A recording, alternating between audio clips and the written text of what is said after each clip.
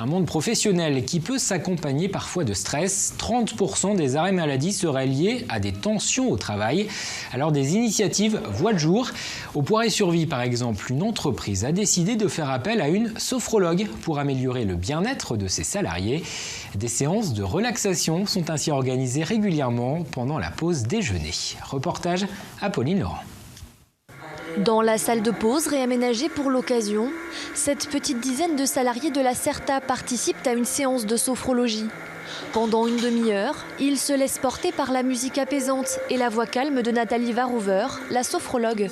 Votre corps relâché, détendu, dans cette posture. Se détendre, oublier un instant son travail et son quotidien pour se laisser complètement aller.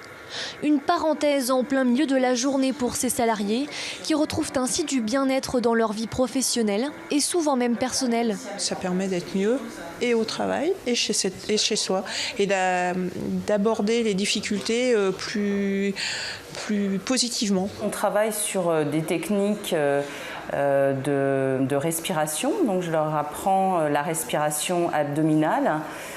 Qui est une respiration qui permet effectivement de détendre tout le corps, les muscles du corps.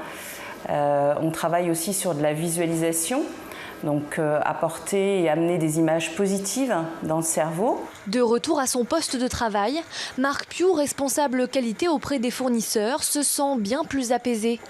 Amené à voyager régulièrement dans les différentes filiales de l'entreprise, il réutilise les exercices de sophrologie pour éviter de se sentir trop stressé. La semaine dernière, j'étais en Chine et durant le déplacement, j'ai utilisé le principe de respiration abdominale et ça m'a permis de m'endormir beaucoup plus facilement, même dans les avions, dans les voitures.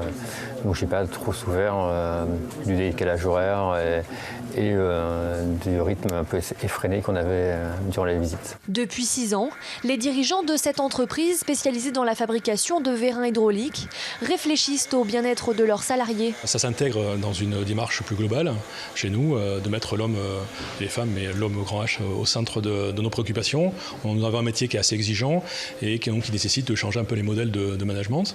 La sophrologie s'intègre dans la démarche de donner aux gens des ressources, de se recentrer sur eux-mêmes. Et voilà, on a trouvé que c'était un outil qui pouvait permettre aux personnes d'être efficaces parce qu'on est quand même dans un cadre professionnel et donc on recherche aussi un peu l'efficacité de nos collaborateurs. En France, de plus en plus d'entreprises se saisissent de ces nouvelles pratiques pour lutter contre le surmenage et les burn-out au travail.